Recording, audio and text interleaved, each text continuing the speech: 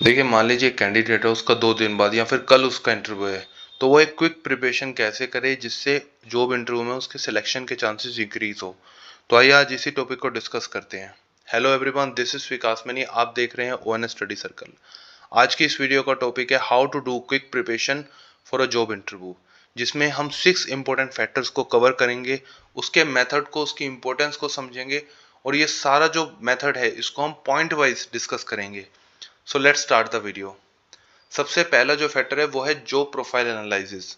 इसका मतलब है जिस जॉब के लिए आप अप्लाई करने जा रहे हैं, सबसे पहले उस प्रोफाइल को समझना बहुत ज़रूरी है कि वो जो जॉब प्रोफाइल है वो किस तरह की डिमांड करती है, किस तरह के स्किल्स, किस तरह के एक्सपीरियंस की वो प्रोफाइल डिमांड करती है और क्या वो जॉब प्रोफाइल ऑफर कर रही है इन टर्म्स ऑफ डेजिग्नेशन। और उसके साथ आप देखें कि अगर आपके जो स्किल्स हैं, जो एक्सपीरियंस, नॉलेज और डेजिग्नेशन है, अगर 80% या उससे ज़्यादा मैच कर रहा है तो you are ready to go. अगला जो इसमें फैक्टर आता है वो आता है skill set evaluation and preparation. Meanwhile मैं आपसे रिक्वेस्ट करना चाहूँगा, अगर आपको हमारे एफर्ट्स पसंद आ रहे हैं तो इस वीडियो को लाइक और शेयर जरूर करें और हमें मोटिवेट करें इस चैनल को सब्सक्राइब करके। Skill set evaluation and preparation, इसका मतलब क्या है? इसका मतलब यह है कि आप दो पैरामीटर्स पे सबसे पहले फोकस करेंगे। जो कंपनी है किस तरह की जॉब प्रोफाइल डिमांड कर रही है, जैसे किस तरह के स्किल्स की वो डिमांड कर रही है और आपके पास किस तरह के स्किल्स हैं, इसको आप रैंक करेंगे। जैसे इस एग्जांपल में हम देख सकते हैं कि कंपनी 4 तरह के स्किल्स की रिक्वायरमेंट है: एक्सेल, कम्युनिकेशन, जीएसटी और जर्नल एंट्री।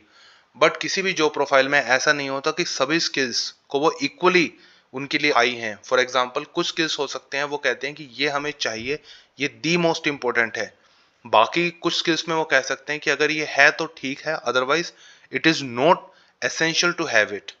तो जैसे एक्सेल है, कंपनी कह रही है कि इस प्रोफाइल के लिए एक्सेल में बहुत शार्प होना चाहिए, कम्युनिकेशन एवरेज, जीएसटी की नॉलेज होनी चाहिए और जर्नल एंट्री में उसकी एक्सीलेंस होनी चाहिए। कैंडिडेट उस हिसाब से अपनी स्ट्रेंथ देखें कि एक्सेल उसका अगर 4 है, कम्युनिकेशन उसकी अच्छी है, जीएसटी में उसको एवरेज नॉलेज है बट जर्नल एंट्री में उसको ठीक ठाक नॉलेज है। तो इस हिसाब से दोनों फैक्टर को मल्टीप्लाई करेंगे तो उसका एक स्कोर निकल आएगा, लेट्स से 46, और मैक्सिमम स्कोर है इसमें 5। तो फिर वो देखे कि इन सब फैक्टर्स को अगर 5 से मल्टीप्लाई करे तो 70। तो यहाँ उसको एक स्कोरिंग पॉइंट आ जाएगा कि 65% वो basically ready to go for an interview है, कि जो स्किल्स हैं 65% उसके पास एक्सपर्टीज है। तो किस तरह से जो 65% है इसको फोकस करके अपनी प्रेजेंटेशन वो प्रिपेयर कर सकता है कि 65% को वो बहुत अच्छे तरीके से प्रेजेंट करे। अगला जो इसमें फैक्टर आता है वो आता है presentation method as per profile. देखिए, इंटरव्यू में क्या हो सकता है कि इंटरव्यू में कई बार जो इंटरव्यूअर होता है वो डिमांड करता है कि आप डिटेल में बताएं, तो उस केस में लॉन्ग प्रेजेंटेशन किस तरह से आपने प्रेजेंट करनी है। कई बार इतना टाइम नहीं होता तो आपको बोला जाता है कि एक क्विक प्रेजेंटेशन दे, तो शॉर्ट में किस तरह से प्रेजेंटेशन देनी है।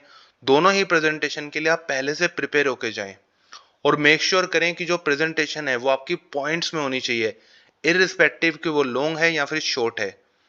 पॉइंट में प्रेजेंटेशन देंगे बट रैंक वाइज देंगे। जैसे हमने देखा था, कंपनी का जो एक्सेल है वो उसमें हाईली डिमांडेड है कि वो एक्सेल में शार्प होना चाहिए।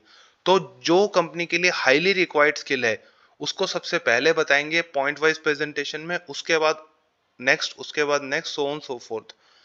इसमें जो प्रेजेंटेशन है उसको कुछ पॉइंटर्स बनाएंगे, मतलब कुछ ऐसे पॉइंट्स होंगे जो आप किसी तरह से फोकस करें कि वो किसी ना किसी तरह से जब आप बात कर रहे होंगे, प्रेजेंट कर रहे होंगे, उसमें वो पर्टिकुलर पॉइंटर्स जो है वो आप मेंशन करें।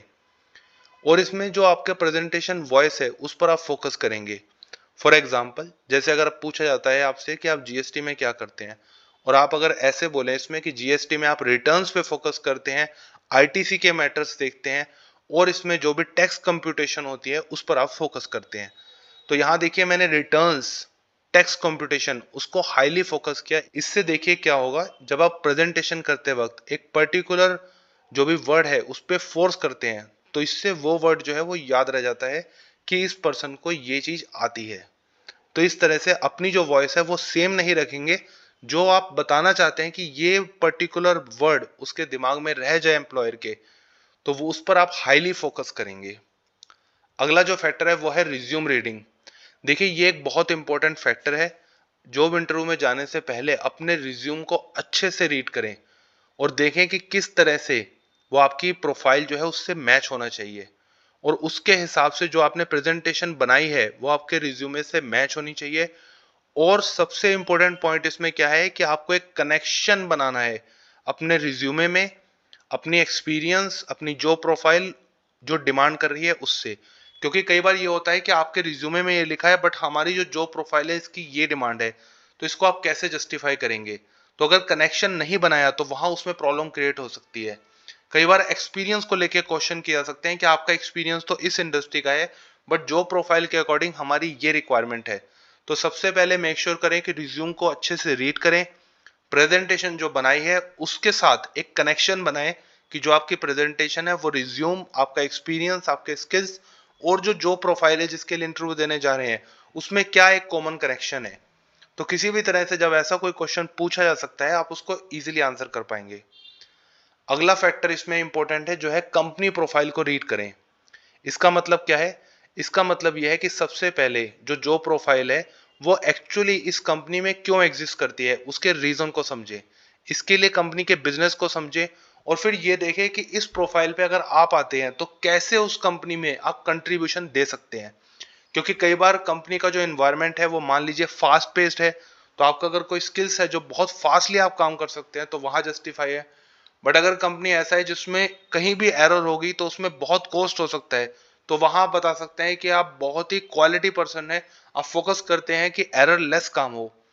तो इस तरह से आप कंपनी के बिजनेस को स्टडी करें, उस प्रोफाइल को देखें कि ये प्रोफाइल एक्चुअल में एग्जिस्ट क्यों करती है, और आप उस कंपनी के बिजनेस में उस प्रोफाइल के थ्रू क्या कंट्रीब्यूशन दे सकते हैं। अगला जो फैक्टर है वो है पॉसिबल क्वेश्चन की प्रिपरेशन करें। इसका मतलब क्या है? इसका मतलब यह है कि देखिए जब आपसे क्वेश्चन पूछे जाएंगे उसके कुछ पैरामीटर्स हैं।